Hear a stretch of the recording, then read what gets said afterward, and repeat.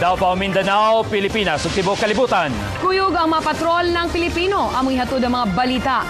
Mga pulis, sundalo o Commission on Human Rights. Nanganti nga iluhon ang responsable sa pagpanglabay og granada sa Pakibato District. Ni ano ang ubang headlines?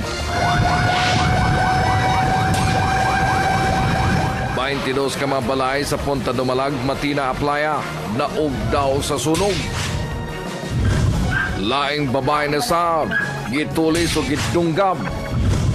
Davao City gitayog na sab og linog sayo sa kadlawon. Presyo sa premium gas o unleaded nag-rollback, pero presyo sa diesel o gas nagpabilin.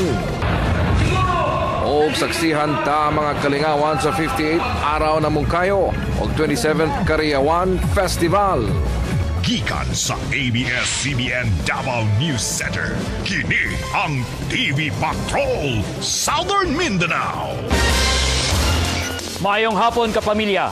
Kapin 20 ka mga balay ang naugdaw sa sunog sa Punta Dumalag kagahapon sa hapon. Electrical short circuit ang nakitang hinungdan sa sunog. Nagapatrol, Danjo Revilla.